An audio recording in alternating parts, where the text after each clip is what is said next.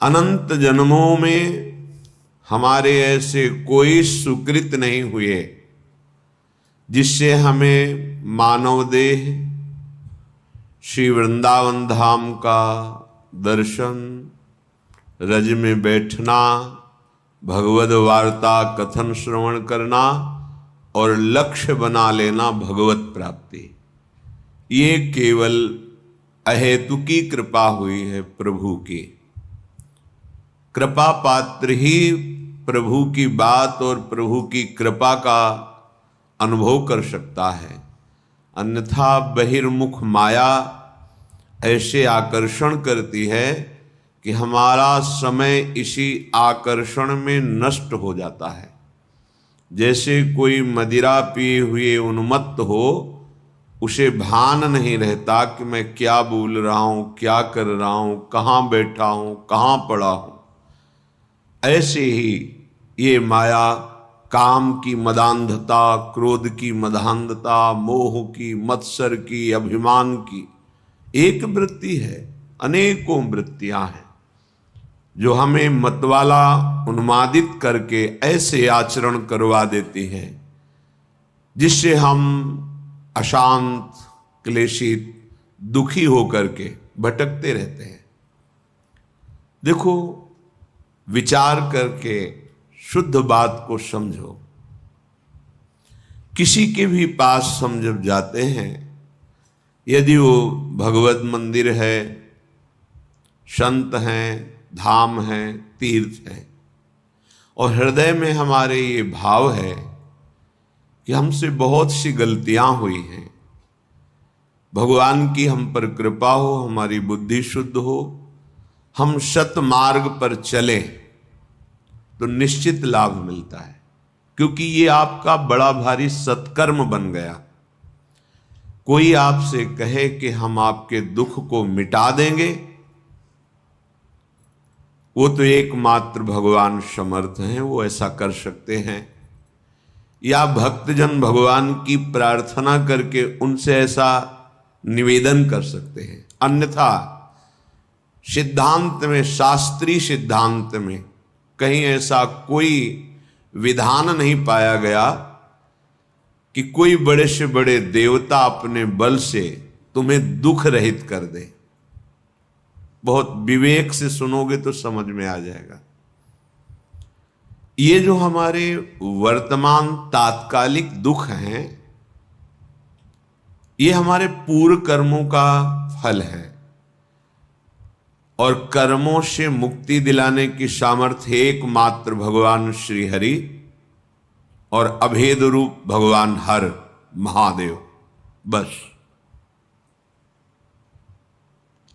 अन्यथा आपके सुकृत कर्म का फल वो दे देंगे। दुष्कृत को भस्म कर सके, संचित कर्म को भस्म कर सके, इतनी सामर्थ्य किसी में नहीं है। बैठा लीजिए हृदय में, तर्क की आवश्यकता नहीं है। ये महापुरुषों के वचन, शास्त्र, स्वाध्याय, गुरु कृपा, इन सब से मिलित भाव है। ये कोई त्रिभुवन में नहीं है। एकमात्र भगवान हरि हर के सिवा दूसरा कोई हमें कर्म बंधन रहित कर सके, ऐसा नहीं है। हम जब आशीर्वाद मांगते हैं, किसी से कृपा की याचना करते हैं, तो उसका आंतरिक शास्त्रीय सिद्धांत का भाव यह है कि आप कृपा करो, हमारी बुद्धि शुद्ध हो जाए। शुद्ध बुद्धि शास्त्र के अनुसार चले, आपकी आज्ञा के अनुसार चले, भगवत चिंतन परायण रहे, एकमात्र आशीर्वाद। और ये मांगो या ना मांगो, संत महापुरुषों के हृदय में इस आशीर्वाद देने की पुलक रहती है। बिना मांगे वो आपको दे देंगे, बस आप स्वीकार कर लीजिए। और जो कहीं ये भ्रम हो कि नाना प्रकार के दुख सुख, नाना प्रकार के मान अपमान, लाभ हानि, ये और कोई मिटा देगा, तो भ्रम में मत पड़ना। आपका ज्ञान ही आपको इन द्वंद्वों से मुक्त करेगा, दूसरा नहीं। अगर ऐसा होता तो ऐसे सिद्ध महापुरुष हुए हैं, ज्ञान में जो साक्षात चलते फिरते ब्रह्म रूप, और भक्ति में जिनके अधीन भगवान है। पर ऐसा देखा गया कि जो उन पर श्रद्धा करके उनकी आज्ञा का पालन करके साधना की, वही द्वंद्वों से मुक्त हो गए। अन्यथा समीप रहते हुए भी वो स्वाद नहीं ले पाए, परमार्थ का रसास्वादन नहीं कर पाए। तभी तो ऐसे महापुरुषों के साथ अभद्र व्यवहार साथ रहने वालों ने किया। उन महापुरुष के आंतरिक रस को, बल को वही पा सकता है जो उनकी आज्ञा के अनुसार उपासना करे। ये सिद्धांत है। तो ये भावना लेकर के हम विषयाचरण करें, अधर्माचरण करें और कहीं जाएं और कोई हमें सुख प्रदान करे, तो इस भ्रम को आप मिटा देना। दुख सुख से निवृत्ति आपके ही ज्ञान से होगी। आप अपने ज्ञान के द्वारा अपना उद्धार कर लीजिए। आप अपने ज्ञान को जागृत करते हैं शास्त्र स्वाध्याय से, संत समागम से। अगर आप अपने ज्ञान को ढके रखेंगे और अज्ञान की वृत्तियां बढ़ाएंगे, तो देखो सर्व ज्ञान समुद्र भगवान हृदय में बैठे, फिर भी आप शोकित हैं, दुखी हैं, परेशान हैं। बात को समझिए, कहीं कोई दूसरा उपाय नहीं है। भगवान स्वयं बोले गीता जी में, देवी हृषा गुणमयी मम माया दुरत्तया मामेव ए प्रपद्यन्ते माया मेताम तरन्ति। ये बात तुम्हारी समझ में नहीं आ रही कि एकमात्र कह रहे हैं मामेव ये प्रपद्यन्ते। संत महापुरुषों की कृपा होती है कि वो हमारी बुद्धि को अपने कृपा बल से भगवान श्री हरि के चरणों में लगा देते, बस एकमात्र। और तो सब व्यवहार है, प्रपंच है, द्वंद्व है माया का। संत समागम का सीधा फल है सत्संगति संस्कृति कर अंता। आवागमन, जन्म मृत्यु, दुख सुख, लाभ हानि, ये जो संस्कृति चक्र है, इससे हम मुक्त हो जाएं तो संत कृपा हमारी बुद्धि को प्रभु चरणारविंद में लगा देती है। ये बात होती है। हम सोचें कि कोई विषय सुख, इसीलिए जो मानाभिमानी जन होते हैं, विषय सुख आकांक्षी होते हैं, 4 दिन उनकी श्रद्धा दिखाई देती है, इसके बाद गायब हो जाती है। क्योंकि असत पदार्थों की लाभा आकांक्षा रख करके आप सत मार्ग में कैसे आगे बढ़ सकते हैं? इसके लिए तो दोनों भावों का त्याग करना पड़ेगा, सुख भाव का और दुख भाव का। तभी आप सच्चिदानंद परम प्रेम रस महासुख की प्राप्ति कर पाएंगे। श्रीपाद कह रहे हैं, मानापमान कोटि भीर क्षुभितात्मा समस्त निरपेक्षा वृंदावन भुवि राधा नागर माराधये कदा मुदित। हे भाई, परमानंद का मार्ग दुख सुख दोनों से परे है। ये जो सांसारिक सुख है, सांसारिक दुख है, इन दोनों से अलग है। ये करोड़ों प्रकार से तुम्हारा कोई मान करे या अपमान करे, कह रहे क्षुभितात्मा समस्त निरपेक्षा। तुम्हें अपने हृदय में क्षोभ नहीं होने देना है। क्यों नहीं होने देना? जैसे आप किसी नाटक में देखते हैं कि सामने वाले को मार डाला गया, आपको शोक नहीं होता, क्योंकि आपको पता है वो मारा नहीं गया, वो केवल नाटक है। ऐसे ही यहां जो जिसे जीव कहते हैं, वो भगवान सच्चिदानंद का अंश है। उसे कोई ब्रह्मास्त्र दिव्यास्त्र भी छेद नहीं सकता, मार नहीं सकता। ये मरने का नाटक है, शरीर छोड़ना, जिसे लौकिक भाषा में कहते हो मर गया। कुछ नहीं मरा। पंचभूत पंचभूतों में और भगवान का कर्मानुसार आगे दूसरी शरीर में, जैसे ट्रांसफर होता है सरकारी आदमी का, एक ऑफिस से दूसरी ऑफिस जाता रहता है, वहां उसको सुविधा मिलती है, गाड़ी बंगला आदि आदि, बस बदलता रहता है। अगर कृपा करें और ये बदलाव और आगे बढ़ाना बंद करके अपने चरणों के पास रख लें तो हम परम सुखी हो जाएं। इसके लिए हमें द्वंद्वों का महत्व मिटाना होगा। अगर मान का आप सुख लेंगे तो अपमान बहुत दुख देगा, राग का सुख लेंगे तो द्वेष बहुत दुख देगा। ये दुख सुख कब तक भोगते रहेंगे? ये अज्ञान के कारण ऐसा अनुभव नहीं। हमारा स्वरूप सहज सुख राशि है। सहज शब्द का अर्थ होता है बिना किसी साधना के, बिना किसी चेष्टा के, बिना किसी कर्म के स्वाभाविक परमानंद। ये हमारा स्वरूप है। जो हमको किसी क्रिया से सुख प्राप्त होता है वो सात्विक सुख होता है, भगवदानंद नहीं। भगवदानंद स्वाभाविक है, सहज है। इसीलिए हमारी लाडली जू का एक नाम है सहजानंद वर्षिणी, सहज में आनंद की वर्षा करने वाली। अब ये सहज शब्द से हमारा परिचय नहीं तो लगता है बिना क्रियाओं से क्या हो जाएगा।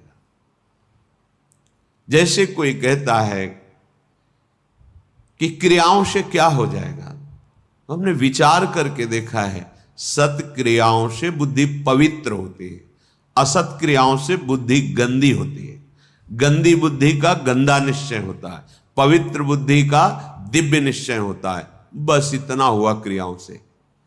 और बुद्धि का जब परमात्म स्वरूप में निश्चय होता है तो बुद्धि बुद्धि नहीं रह जाती, वो कृष्णाकार हो जाती, भगवदाकार हो जाती। यहीं से परमानंद की अनुभूति प्रारंभ होती है। जो क्रियाओं से बुद्धि को पवित्रता मिलती है वो साधु समागम से एक क्षण में मिल जाती है। विश्वसनीय श्रद्धावान एक क्षण में अपनी बुद्धि को उतना पावन कर लेता है जो बहुत वर्षों तक तीर्थ और सत्क्रियाएं की जाएं तब बुद्धि पवित्र होती। वो साधु समागम से एक क्षण। इसीलिए व्रतानि यज्ञ छंदांसि तीर्था नियमा यमा यथा वरुंधेत सत्संगा सर्वसंगोपहो हिमाम। सत्संग के बराबर किसी को नहीं रखा गया। व्रत नियम तीर्थयाटन वेदों का स्वाध्याय दान पुण्य ये सब एक तरफ और साधु समागम एक तरफ। एक क्षण में बुद्धि को इतना पावन कर दे कि वो प्रभु प्यारे लगने लगे, अपने दोष अपने को चुभने लगे, असहनीय हो जाए। ये साधु समागम का ये आशीर्वाद है, ये कृपा है, ये फल है। मांगने की जरूरत नहीं है। आप श्रद्धा विश्वास पूर्वक साधु समागम करें तो ये आपके अंदर आने लगेगा। देखो परम साधु श्रीपाद प्रबोधानंद जी कहे मानापमान कोटि भीर, करोड़ों प्रकार से तुम्हारा कोई मान कर। ये बिल्कुल ऐसा ही नाटक है जैसे सिनेमा में आप देखते हैं, बिल्कुल ये माया का सिनेमा है। ना मान की यहां सत्ता है ना कोई अपमान की सत्ता है। पीछे जन्म में हमारे कितने दुश्मन थे, कितने मित्र थे, कितना परिवार था, कितना बैंक बैलेंस था, कितना हम ग्रेजुएट थे, सब खत्म। अगर भगवत प्राप्ति नहीं तो इस जन्म का भी सब खत्म प्रयास।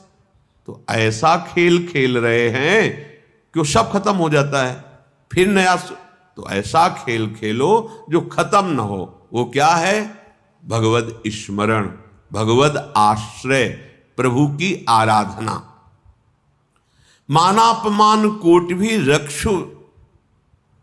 ये जो हमारे अंदर क्षोभ पैदा होता है किसी भी विषय से, ये अज्ञान से होता है, ये किसी के आशीर्वाद से नहीं मिटेगा।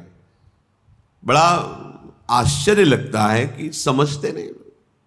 आप आशीर्वाद दे दो हमारा मन शांत हो जाए, कोई आशीर्वाद नहीं है। भ्रम में मत फंसना, बात समझना पड़ेगा। आपको विवेक के द्वारा आपको अपनी बात काटनी पड़ेगी, तब आपको शांति मिलेगी। तात्कालिक शांति, जैसे कोई बहुत थका हुआ पथिक आया, वातानुकूलित कक्ष में बैठ गया तो उसको तात्कालिक शांति मिलती, लेकिन स्थायी नहीं। ऐसे ही आप संसार से भटकते हुए, जले हुए, अशांत आए, संत महात्माओं के दर्शन की सभा में बैठे, आपको एक शांति मिली। स्थायी नहीं है ये, स्थायी तब होगी जब उनकी बात मानकर आप अपनी बुद्धि को उस मार्ग में चलाएंगे। ये प्रभाव तात्कालिक है। आपको ये जो आनंद की अनुभूति, एक शांति, एक विशेषता, ये प्रभाव है यहां का।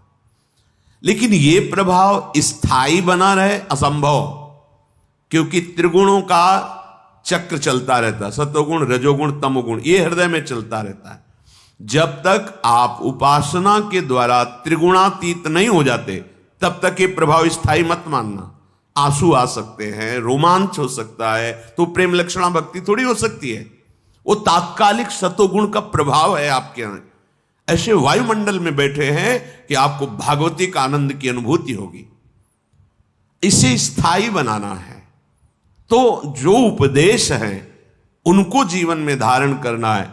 वो आचरण, भगवत स्मरण, भगवत सेवा, भगवत चरणारविंद का आश्रय, ये आपको त्रिगुणातीत करेगा। जब आप त्रिगुणातीत होंगे, किसी गुण का प्रभाव नहीं पड़ेगा, तब एक रस स्थिति आएगी। फिर ये प्रभाव आप विषयी पुरुषों के बीच में बैठ करके भी स्वाद लेंगे इसी आनंद का। आप 1 महीने सत्संग सुन रहे, आपका मन विषयों का त्याग करता चला जा रहा है, प्रभाव पड़। ये विश्वसनीय नहीं है, बात समझ लेना। जहां कुसंग हुआ तहां ऐसे करेगा हाथी का स्नान जैसा। अरे बहुत, एक बार गिरे गया, वो वहीं ले जाएगा। पूरे जीवन सतमार्ग का सावधानी पूर्वक अनुसरण, तब जाके द्वंद्वातीत स्थिति आती है, माया पर विजय प्राप्त करता है। ये जो क्षोभ होता है, किसी भी कोई बोल दिया, कटु बोल दिया, निंदा कर दी, उपहास कर दिया, हृदय में दुख पहुंचा, ये साधना की बहुत बड़ी कमजोर स्थिति है।